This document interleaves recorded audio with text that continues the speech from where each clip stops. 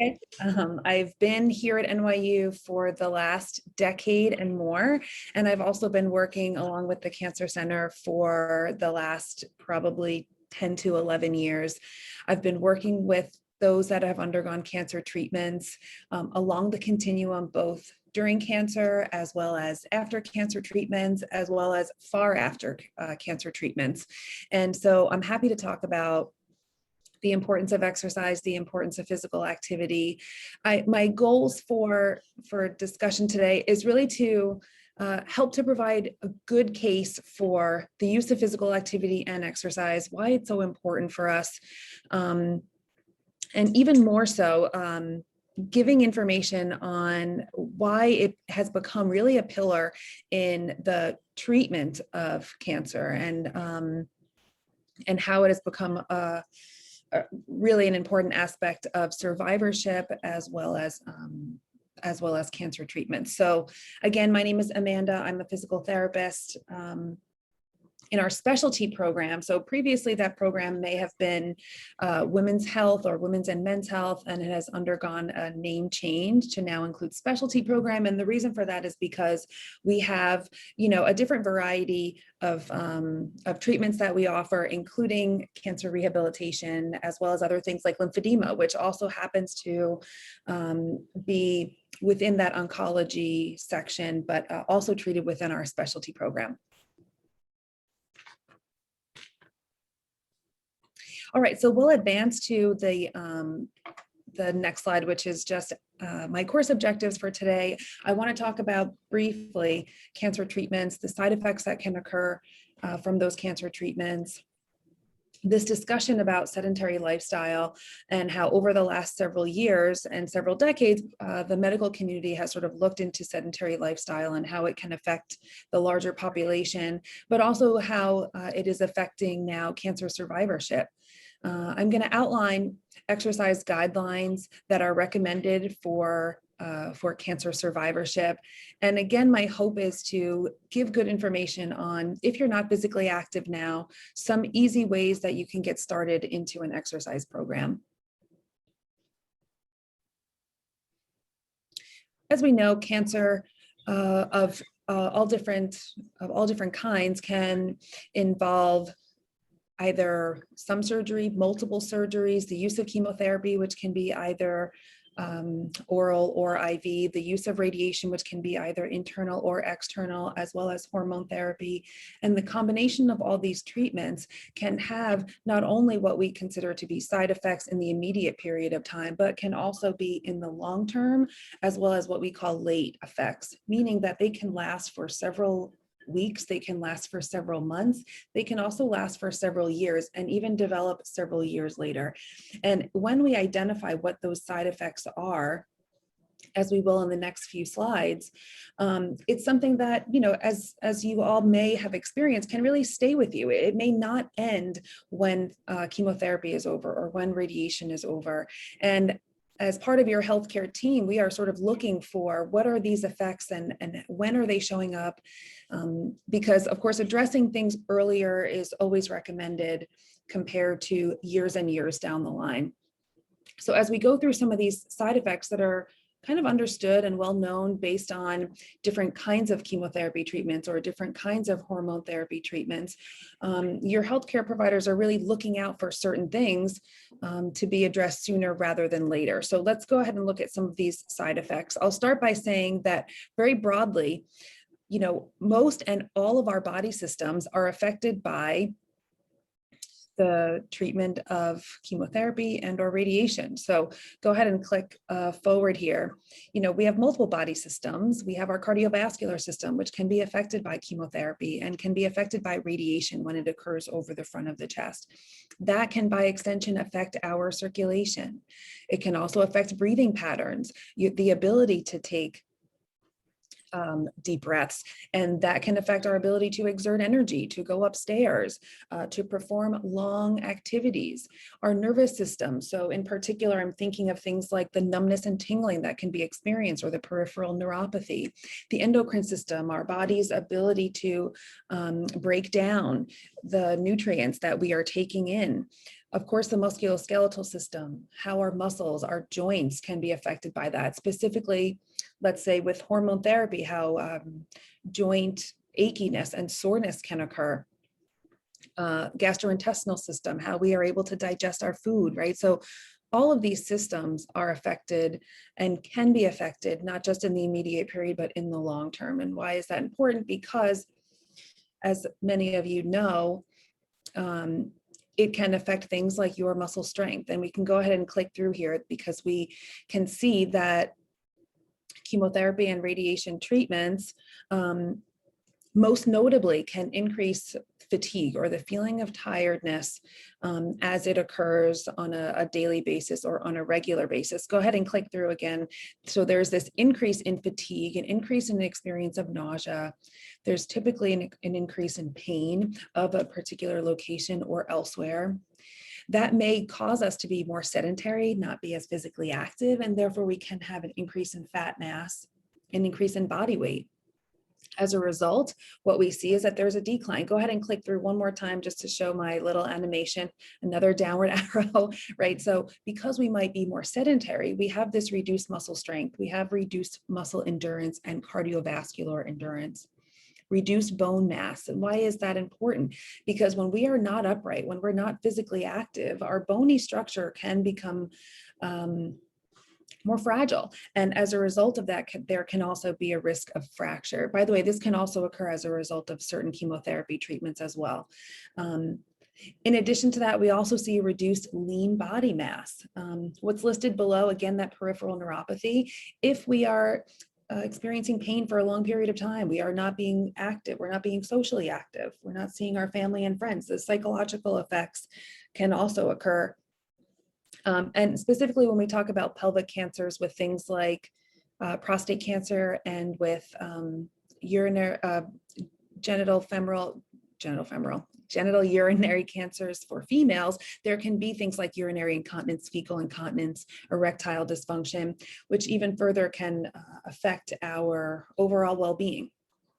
Going through, I want to highlight now on the next slide that we have very good evidence to show that exercise can help to improve symptoms that are related to fatigue. And by the way, I want to mention that fatigue is probably the most common side effect that is reported for those that have undergone cancer treatments, including surgery, chemotherapy, and radiation. And exercise has been shown to reduce the experience of fatigue.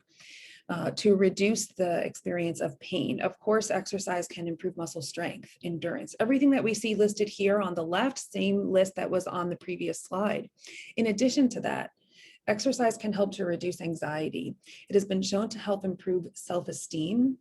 And importantly, it has been shown to help improve feelings of optimism. That's critical in a period where things feel relatively low, things feel different than how they used to feel. And the use of exercise, in particular aerobic exercise, can really help with overall mood.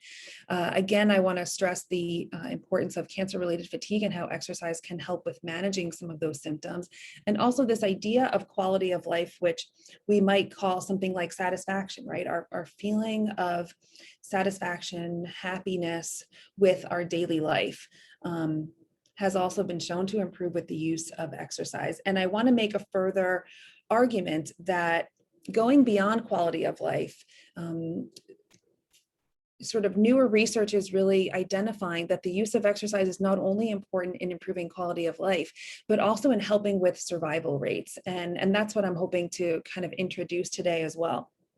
So let's click through here. I'm going to bring it to the American Cancer Society and their recommendation or guidelines for physical activity and diet modification for cancer prevention. This is something that is reevaluated every few years. It was in 2012, and this one is most recently in 2020, but essentially providing guidelines for managing weight control, for dietary modifications that are suggested, and for the use of physical activity.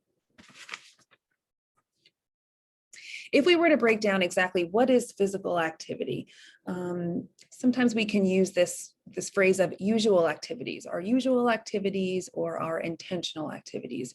Usual activities might be things that are done on a regular basis, right? So we're walking or we're commuting to work. We're going upstairs that are required for within our home. Activities like getting dressed, doing the household chores that are needed, washing dishes, vacuuming, right? Things that are just kind of on a usual daily basis. We may not think of them as being active, but in fact, they are active, right? And if you were to do those all together, you might feel that the body is exerted in doing all of those things. Intentional activities, or what might be called exercise, would be something that's done in addition to those things for the sole purpose of performing exercise, for improving my strength, for improving my endurance. But if we were to classify them in terms of intensity, that's really where we're able to help distinguish how long should I be cleaning the house for? Well, it kind of depends on what kind of cleaning we're doing and how vigorous that intensity is. So in the literature, we might see things like something that's a light intensity would be, very casually, I'm just sort of dusting my furniture, right? Or very casually, I'm just kind of mopping my very, very small kitchen that I have here. A moderate intensity would be something that requires my heart rate to be elevated just slightly. And then vigorous would be something that maybe is a more of a full body movement. Maybe it engages my cardiovascular system a little bit more. It's a little more taxing, and something that uses large muscle groups and requires that I really am breathing faster and that my heart rate is elevated. So we're going to use those kind of three categories of light, moderate, and vigorous intensity. So now that I've kind of defined it, I want to just mention that very broadly, the American Cancer Society really just recommends that there's no one mode of exercise that is recommended for all of us, and that if we could make it as broad as possible. Basically, it's unclear exactly how much or what activity is needed, but overall, the idea that more seems to be better. And I think this is really speaking to encouraging some kind of physical activity. If you are someone who has not done physical activity for a long period of time, I have not exercised since before my treatments. I have not exercised since my college years or since high school, and maybe it's not healthy or it's not safe for me to exercise.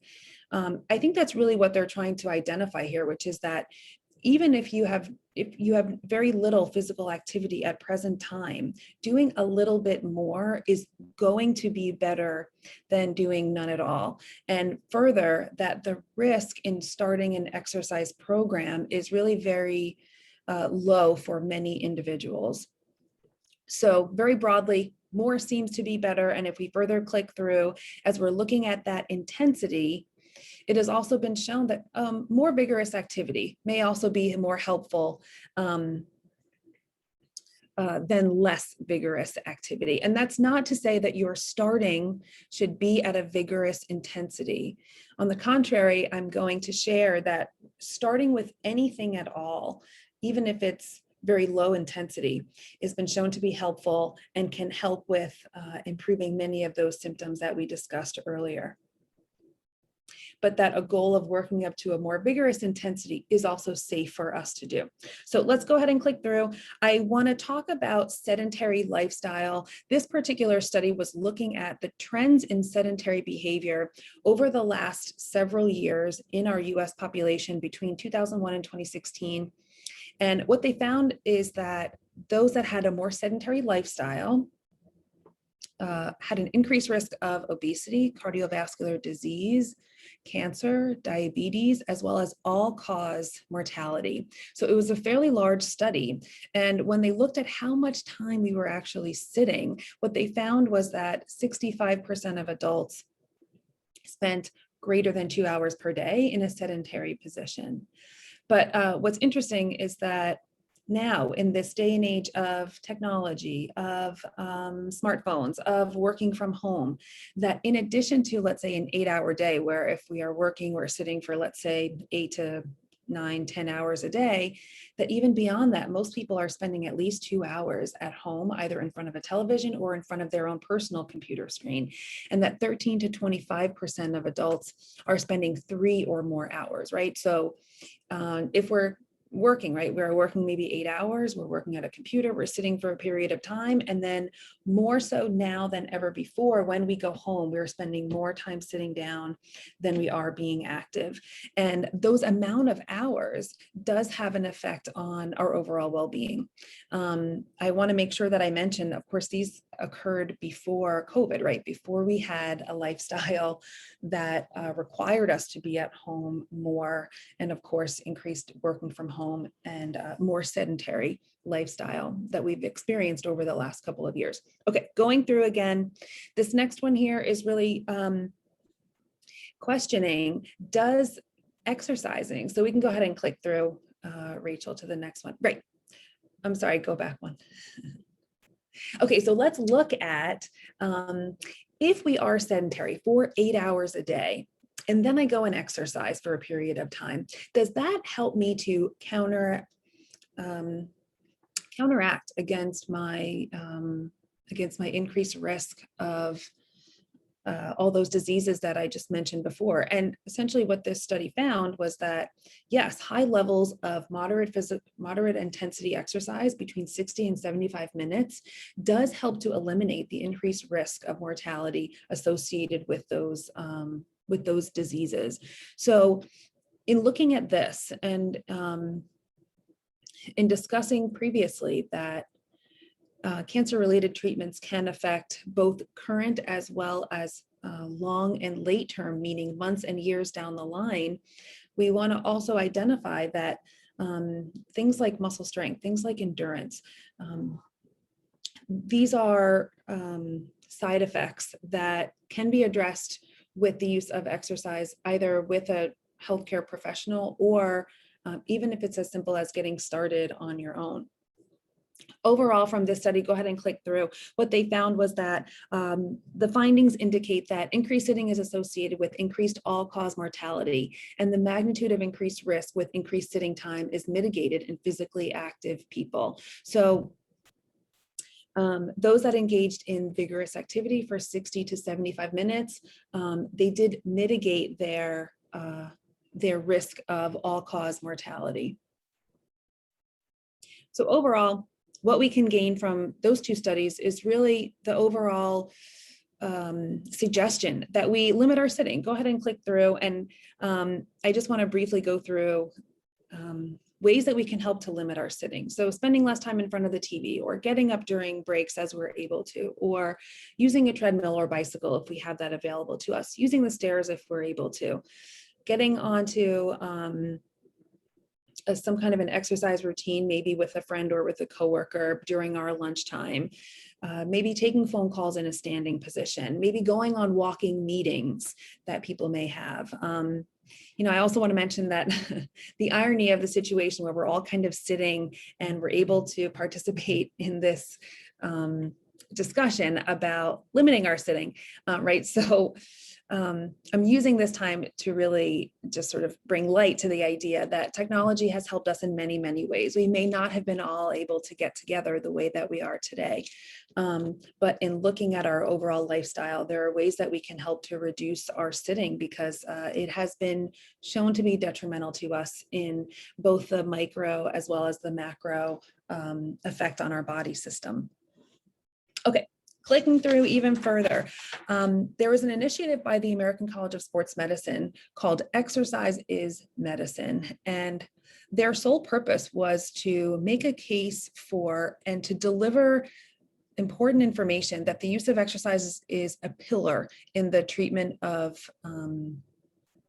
overall physical well-being, as well as in those who have undergone the treatment of cancer. So again, they are using this idea of sitting less, taking more walks during the daytime as possible. We live in a metropolitan area, and so walking is a part of our daily lives. There are suggestions for ways that we can walk even further. So getting off a stop earlier, walking and then getting on your bus or train. The idea of incorporating it into a daily routine. I think walking is the first exercise that comes to mind when we are someone who has not exercised in quite a while, and how can I get back into doing something that is safe for me to do? It's familiar to all of us. It allows you to be outside, you can get some fresh air, you can get to where you're going, you can meet up with a friend. Walking is the easiest way to transition into a physical activity that is familiar to the body, and that is always easier in the very beginning. I do want to make mention to the idea of the intensity of the walking. So I'll compare walking through Central Park and enjoying the beautiful scenery to walking across the street and trying to cross the street in time for the light to change. That distinction is also where we're going to see the cardiovascular benefits. So when we walk with intention, when we walk as though we're trying to get somewhere because the light is changing, or because the people behind us are kind of like swarming around us, or because we're trying to keep up with our friend or our spouse and the heart rate is elevated, that is the time that we have cardiovascular benefit. So although walking of any kind is beneficial to us, especially if we can increase our time spent walking, the speed at which we are walking that creates an increase in heart rate is also an important aspect that would distinguish it from just casually walking through Central Park. Okay, so this document is offering ways that we can sit less. The next document is showing other ways that are suggested that we can move more. So maybe we get a partner, and that partner allows us to keep some kind of accountability, right? So I know that my friend Janet is going to be expecting me at the exercise class, and you know what, that in itself is keeping me going there.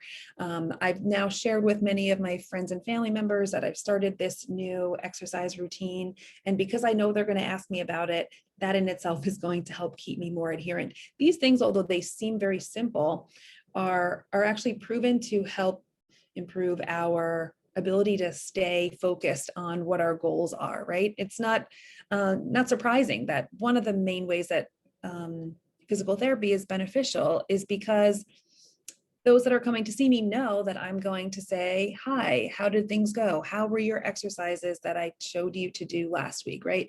There's this anticipation that I'm going to ask how the exercises went. And because of that, you're more likely to do them. So accountability is only a good thing when it comes to keeping any kind of promise to ourselves, but also with the use of exercise. I want to highlight here that that fourth bullet down on the left uses the idea of steps per day. And this is really where technology can kind of help us, right? On our phones, on our watches, we have an ability to track how many steps we're taking in a day.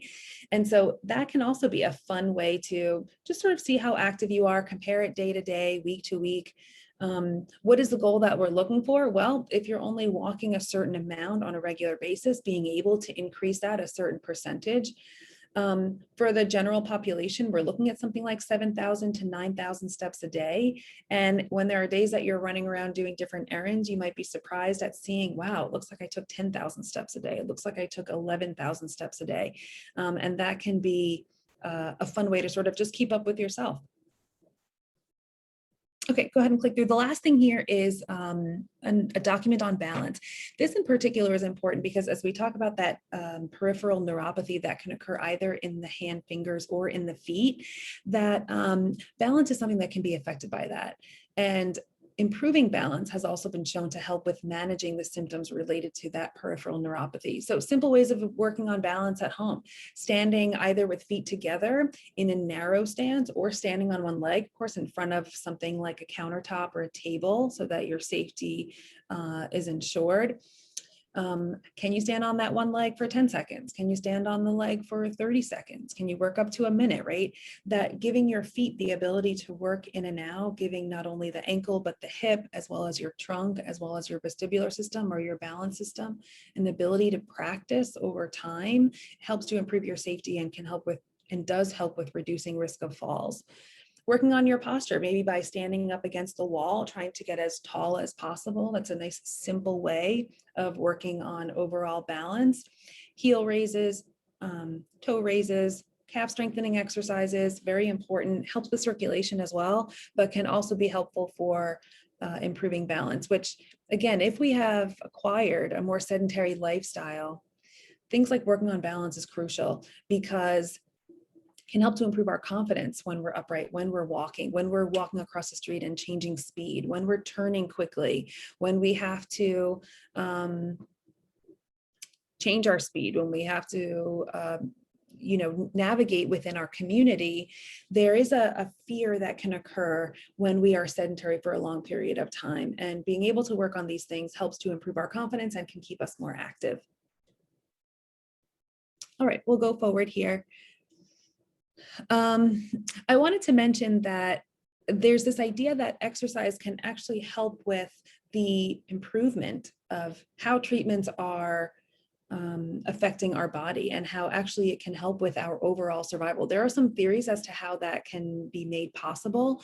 And I think that going forward, some of our future exercise recommendations are going to be tailored more specifically to the kind of treatments that we have undergone, maybe what phase of treatment we are in. But we're kind of exploring this idea that exercise, again, can not only help to improve our quality of life, but that it actually can help to improve our overall survival during cancer treatment. So I just wanted to share that as an interesting point. This next slide is looking at rather new information on this idea of sedentary lifestyle, which we've been talking about, leisure time physical activity, specifically though in the cancer population. And in a very large study of 1,500 people, looking at how many hours per day were spent in a seated position, and then making recommendations that would help to mitigate those effects of having a sedentary lifestyle.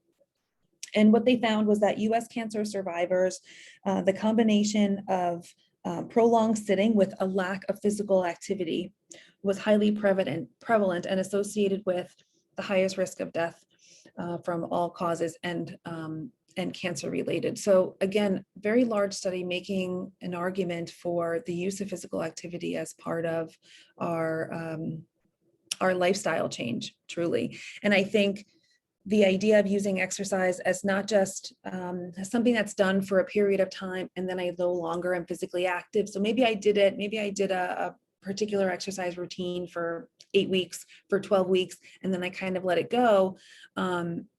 I think we're hoping to, just like we have done with diet, where we're thinking of it not as a diet for a period of time, but more so healthy lifestyle changes, the idea of being physically active, not as just an exercise routine that I'm into, but as a more consistent lifestyle change that occurs over years, over decades, and over the lifespan. So as we break down and talk about, we can go past this one as well. What is exercise that I should be doing? We use 3 categories: cardiovascular system, again, that endurance component, the ability to walk, going upstairs, carrying groceries for a period of time, cleaning your home, something that gets the heart rate elevated and remains elevated for a period of time, can be as little as 10 minutes, can be as much as hours at a time. A strength component, which would be muscle resistance. So things like lifting groceries, carrying your laundry, standing up from a chair, which requires muscle leg strength, I should say. And then a component of flexibility. So being able to reach up into the cabinet if I should need to, reaching down to the ground so that I can put on my shoes, be independent, putting on my socks, being able to bathe. Those are the 3 components that we separate physical activity or exercise into, and then we'll go through the recommendations in each of those categories. None of this is new, by the way, for those of you that are familiar with these exercise recommendations. This is all a continuation of what has been speculated, or not speculated, but recommended for a long period of time, that there are certain time periods, let's say 30 minutes to 60 minutes, and we'll talk about that for aerobic exercise, for muscle strengthening, several sets of each muscle group, several times a week. But in looking at moderate versus vigorous intensity, examples of moderate would be things like walking, dancing, leisurely bicycling, ice skating or roller skating, canoeing or yoga, right? So something that gets the heart rate up, but you're still able to, what we call, maintain a conversation. So we'll say something like a talk test. I'm able to withstand a conversation with a friend while I'm doing that vigorous activity.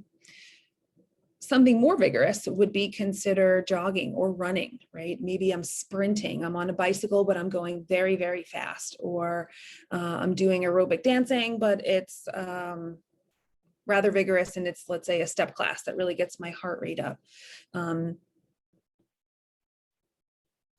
Things like sports, so volleyball, golfing, softball, these would be considered moderate intensity, right? There are periods of time where the heart is elevated, but there are also periods of time where the heart rate can sort of come down, I should say, whereas something that's more vigorous would be lacrosse or ice hockey, right? The body is constantly moving. Soccer, the body is constantly moving. Those would be considered more vigorous. Within the home, more leisurely activities might be yard work or gardening, whereas if you were lifting very heavy bags of soil or you were moving things back and forth through far distances, that might be considered more vigorous intensity. So just some examples. This is from cancer.org, who actually is a great resource for identifying what kind of exercise you're participating in, how long you should participate in that exercise in order to have the cardiovascular benefits. So just a few examples here. Let's go into the recommendations. This I thought was very interesting. They gave an example of how long it would take to burn off calories that were associated with a large order of fries by each particular kind of exercise. So moderate walking, 95 minutes, scrubbing your floors, 89 minutes, dancing 70 minutes. I just thought it was interesting. And this is based off of, I believe, an individual, the average 160-pound individual, how long it would take for them to burn off these calories with those particular exercises. Okay, let's go into recommendations. So when it comes to the cardiovascular system, the recommendation is for 5 days per week of moderate intensity, 30 to 60 minutes, or 3 days per week of vigorous intensity. And that can be for a lower interval of 20 minutes to 60 minutes or so. Overall, the recommendation is 3 to 5 times per week of moderate to vigorous intensity, but an asterisk here because if you are a beginner or someone who's not starting physically active, an interval of 10 minutes, and it can even be less than that, has been shown to, over time, let's say it's 3 10-minute intervals, it does have the same benefit than it would to have 30 minutes altogether. So even if you're doing very small interval of 10 minutes or even less, but breaking it up a few times during the day, it still has improved cardiovascular benefits. Again, the idea of using a walking program is the easiest way to start with aerobic endurance. I gave here instructions on how to look at it if you happen to have an iPhone, where you can go into your steps per day, you can go into settings, into privacy, and then motion and fitness is where you can put on your tracker so that you can see how many steps you're taking per day, and you can even look how many did you take yesterday, how many did you take last week, even last month. It can give you updates compared to how you were at this time compared to last year. I mean, it's really incredible the ways that the phone itself, even without any extra apps, can really give you a lot of information. And it's also the easiest way to modify a program. I mentioned that you want to use a talk test. You want to be able to get the heart rate up, but perhaps at an intensity that you can maintain a conversation. Maybe you make phone calls. Again, maybe you have a walking meeting, but easiest way to get started. Using, by the way, I just want to mention here also, using music, especially fast-paced music, can also help to keep you engaged, to keep you motivated, and to keep your speed up. In clinic, we use something called the Borg scale. I might ask you, as you're doing this particular exercise, how intense do you feel that your body is working? Does it feel very light, something like 6, something like 7? Or is it very, very hard? Is your body really working hard in order to complete the task, something like a 17, 18? And the target area is that green area. So I'm looking for, yeah, it's somewhat hard. I feel like my body is working, but it's okay. I can maintain my level of activity. That's really our target range. So I'm looking for something like on a scale from 6 to 18 or 6 to 20, that I'm somewhere in the 12, 13, even 14 range. When it comes to strength, we're thinking of large muscle groups. We're thinking of several exercises. You can go ahead and click through this. 2 to 3 days per week, and that typically means that we're leaving a day in between for rest. So in the beginning, we might do a lot of repetitions, not a lot, but 8 to 12 repetitions as a range. We might do 1 or 2 sets to begin with, and the weight might be very small to begin. right? So you're seeing this 40 to 50% of a 1 rep max. If I'm beginning, 1 rep max meaning the maximum I can lift only one time. And so I'm not getting close to that in the beginning. I'm doing half of that as I start to train my muscles to get used to the movement. And then I can increase to 60 or 70% and then up to 90%. These are really numbers that a trainer or a therapist would help you to identify. Starting with very low weight is a general recommendation and safer to do as you're starting an exercise routine. You want to use large muscle groups. You want to have 2 sets to begin with and can work up to 4 sets, and typically a day in between is recommended. When it comes to strengthening, you don't necessarily need to use weights, right? So we can go ahead and click through the use of household items. So cans of soup or bags of rice or cartons of milk or different things that we have around the house can also be used, right? I can do very simple exercises with just some cans that I have just to give my muscles some resistance. It does not have to be something that requires going to a gym. We know with COVID, many of the facilities have closed, and that in itself really impaired many people from maintaining some kind of physical activity. And what we saw from that was overall, we became weaker, right? We were not as active outside of the home. We did not have an ability to exercise. Many people did not have an ability to exercise. And because of that, we became weaker. And so there are ways that within the home, we can begin to start using either equipment that we have or other household items that we're able to use. Go ahead and click through. I just want to show you that, oh, it doesn't have my other slide here. Okay, pulling things, right? So this is showing you that within a gym setting, there can be rowing activities or lat pull downs that you see on the bottom left. The person on the bottom is doing more of a deadlift, but that's still sort of a pulling exercise that helps to engage some of our large muscles in the back of our spine. We can think about lifting things, right? So maybe getting up from a chair, that's considered lifting. That engages the muscles of our legs. Going upstairs, lifting an item from the floor. And this picture is kind of showing not only lifting, but sort of good mechanics when you're lifting something, that you're keeping something close to you, right? You're holding it close to your body, you're not holding it far out. The use of the legs in order to drive the motion rather than a rounding of the spine, but also being able to reach and lift something up and overhead, right? That's functional for our daily lives, getting into a cabinet, getting into the closet.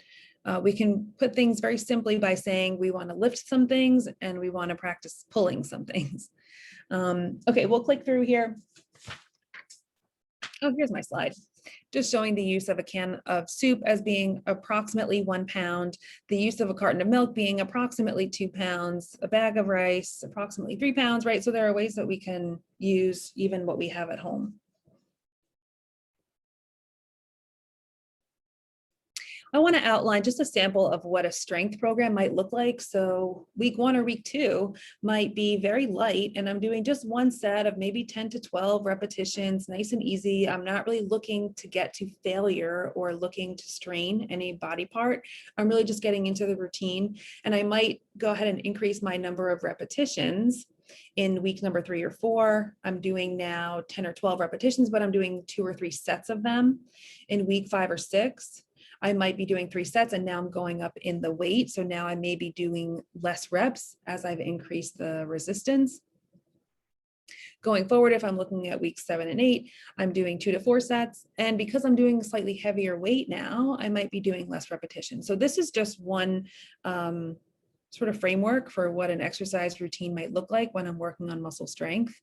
There are many variations out there, and you can work with either a trainer or a physical therapist if you're looking for more specifics on a strengthening program.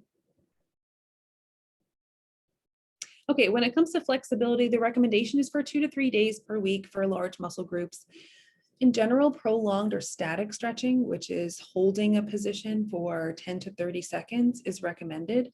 The goal is to work up to 60 seconds, and stretches should really be held more than one. So typically it's 2 or 3 repetitions at a time. And this can be done either on days of cardiovascular exercise and or strengthening. Okay, here's some sample stretches that I might give easy to use. We sort of have a calf stretch on the top left, corner stretch for the front of the shoulders, for the chest, hip flexor stretch, where you see he's pulling his leg behind him, stretching the front of the hip, some neck stretches on the bottom, hip stretches you see on the bottom right. So simple ways to counteract the position of sitting for a long period of time and kind of keeping their joints nice and healthy.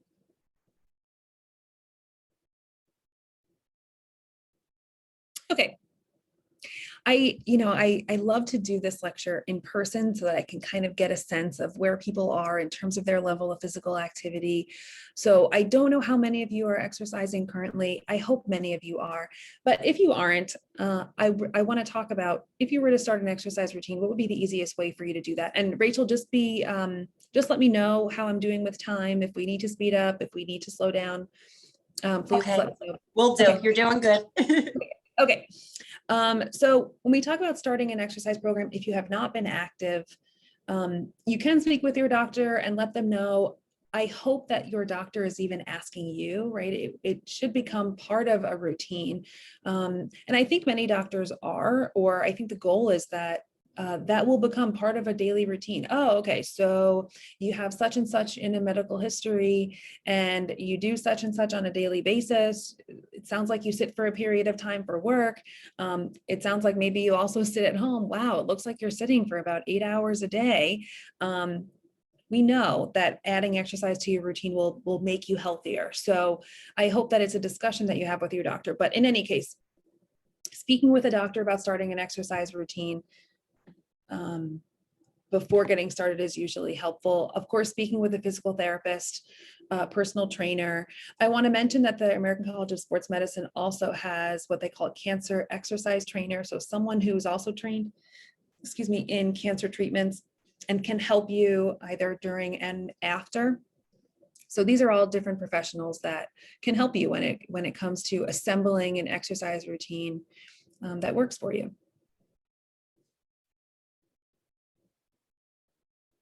And this is really where it talks, where my personal feeling is that there's no one particular mode that's better for someone than for others. It's really about what is satisfying for you, right? If I feel as though Zumba is the best thing for people to do, it's really not going to help if someone does not enjoy Zumba, right? They're not going to go, they're not going to be consistent, they're not going to find joy and pleasure out of it. And so it's really not going to be of benefit to them.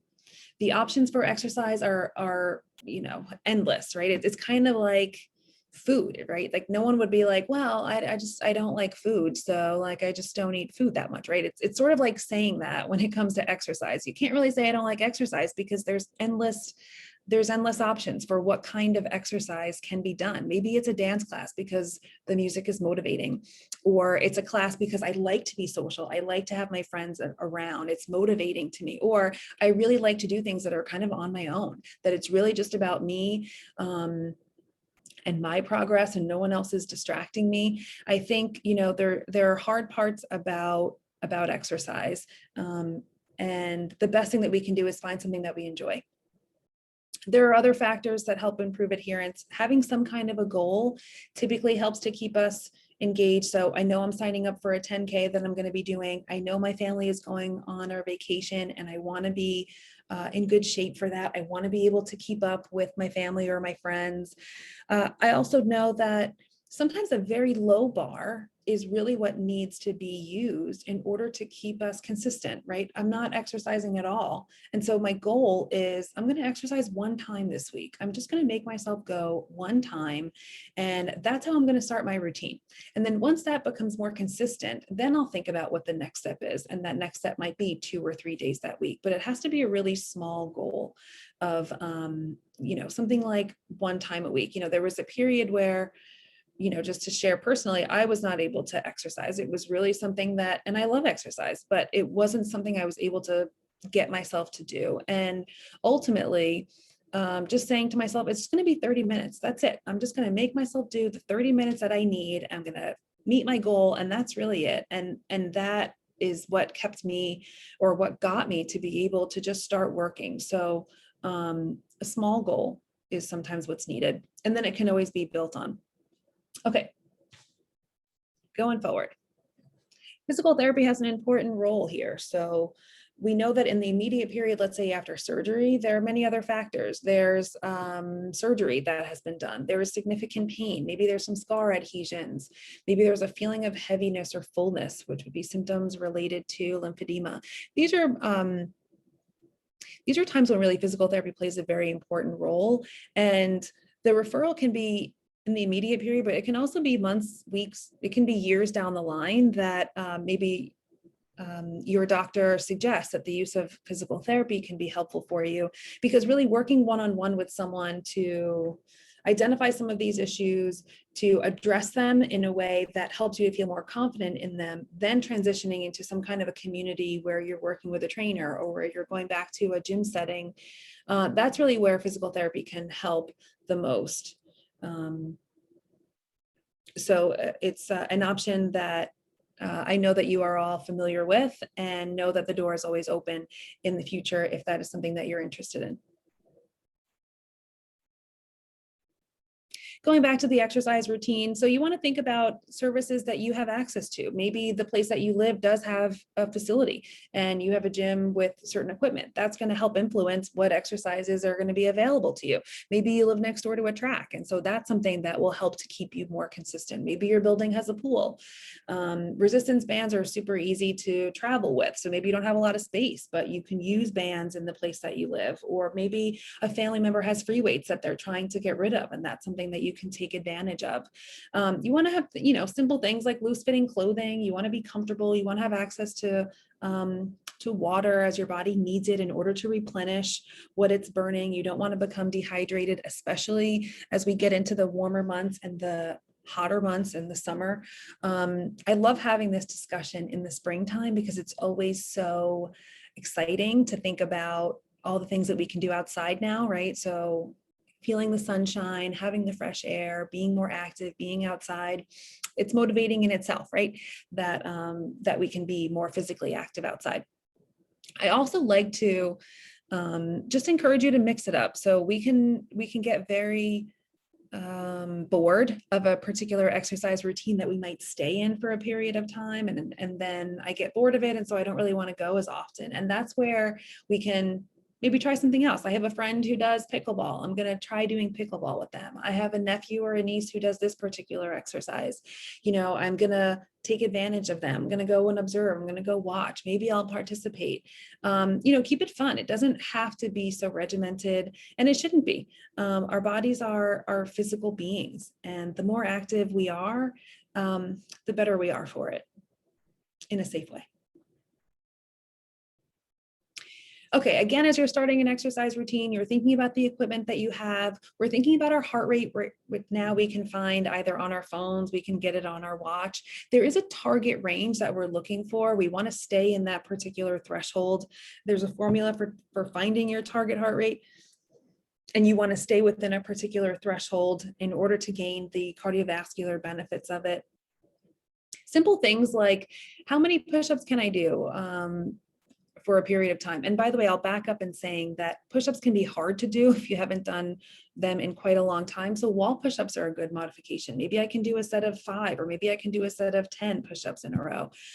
Those are simple things that can be done within our home. A simple test that we use in the clinic is, how long does it take to do standing and sitting from a chair 5 times in a row or 10 times in a row? That can become a good measure. How long does it take me? And now, as I practice this over the next few weeks, can I improve my time? Or can I do this particular exercise now with some kind of resistance or free weights?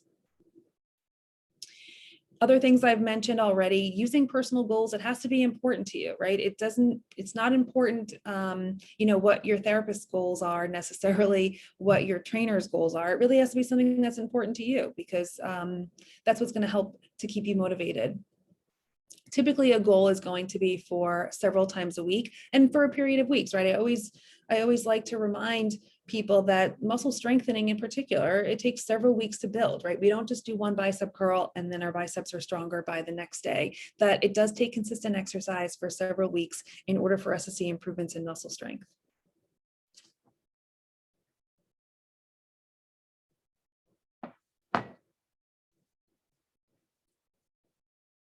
All right, setting goals, as I've mentioned several times before, it's shown to help improve our adherence. And so making goals that are measurable, that we can revisit after a couple of weeks, after a couple of months, that are relevant to our lifestyle, are relevant to the things that are important to us. They are realistic, as I mentioned before.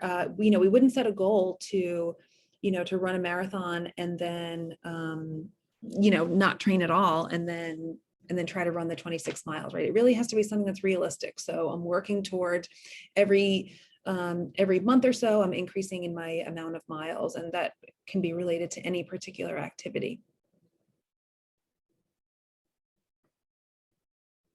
Listening to your body. So I'm more so thinking of those that are still undergoing treatment at this time.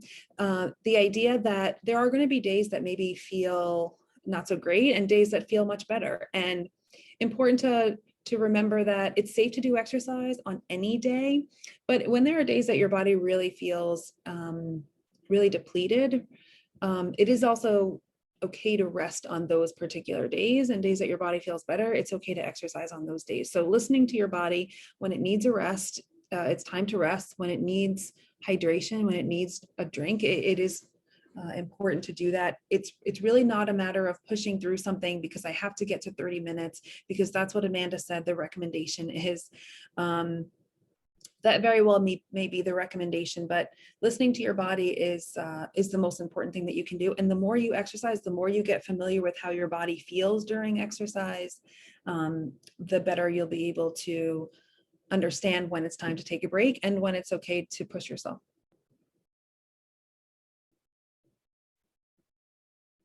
Okay, I'm really rounding up here. I don't really think I have too many things, but I want to mention that there are some considerations that people may think of as they're starting an exercise routine. And those may be for females who have undergone hormone therapy, there may be some cardiovascular implications. And so speaking to a doctor about starting exercise routine may help to answer some questions about the safety of starting an exercise routine, what intensity you can be working at. Again, if there's a risk of fracture, and that can be in the presence of osteoporosis, which may affect the spine, the hips, or the wrists, those would be considerations as you're starting an exercise routine. If there are spinal metastases, that's also an important consideration when we're creating an exercise program.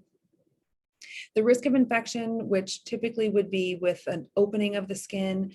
Most significantly, this is seen in those that have lymphedema, that we really want to reduce the signs of, or the risks of an infection, which, by the way, the signs of an infection would be things like something that looks like a rash or looks like blister, or pinkish, reddish in hue. It's a little bit raised. It looks like a bug bite. Maybe it's not getting any smaller, but in fact, it's getting larger and larger. Maybe it's warm to the touch. It may be associated with a fever. These are signs of an infection, and something that, if you've had lymph nodes removed, should be mentioned to your doctor so that it can be identified and treated as soon as possible. And with peripheral neuropathy, I'm thinking of things that related to balance, right? So if we have numbness or tingling in our hands or feet, how that can affect our balance. And maybe if there are certain exercises that should be added to an exercise routine, and perhaps those that should be performed in the presence of another trained individual, like a trainer or like a physical therapist. Here's some barriers. So, think of all the excuses that we might say. I don't have time, or I don't know exactly where to begin, which I think is a major barrier for everybody. And I think is something that the fitness and the health community is working to improve, is getting information out there for how to be physically active, what to do, getting resources out there, the risk of injury or the fear of injury, and their potential, safety within an environment. I'm not sure where to begin. Maybe I don't feel motivated. There's a cost sometimes associated with being physically active. So these are all things that come up as being a potential barrier. One that comes up often is this fear of recurrence. I know that many people have that concern. I don't feel comfortable using my left arm because this is the arm that had surgery and had multiple treatments, and that fear is very real. It's understandable. At this point, we do not have much information on if exercise has any potential for increasing any risk of recurrence. And in fact, there's some information showing that it can help with reducing the chance of recurrence. So these are barriers that come up, and don't be afraid to discuss them with the doctor. Don't be afraid to discuss them with a healthcare professional. That's what we are here for, to answer and to hopefully bring light to. Many fears are things that we just don't know the answer to. And if we can engage in conversation, it can really help to move past those barriers. And this is basically it. Overall, the message is try to stay as active as you can, use your community, use social interaction, have a routine that you can rely on, that you can go back to, use goals to help you, use technology if that's motivating for you. And that's basically it. I want to leave a couple of minutes, Rachel, if you have any questions that you want us to address. If you have any questions yourself, I'll try to do the best that I can. Yes, Amanda, thank you. That was wonderful. That was so informative. You did a great job illustrating the benefits of exercise and how there's so many different kinds. You don't have to go out and run a marathon tomorrow. You don't have to be a power lifter, but there's something out there for everyone. So we will take some questions before we wrap up. Can you speak about stretching that we can do on our own? I know you did a couple slides on that, so we'll skip past that. Can the trainer come to work with you specifically? Can the trainer come to work with me specifically? Like a patient or like a personal trainer? It doesn't specify. If the person who wrote that question in could specify, we can get back to that one. Someone also asked, is there a survivorship exercise program on Long Island? That's a good question. I don't know about Long Island resources. I know that that is growing for sure. And I would imagine that there is, but I don't know, Rachel, if you have information on that.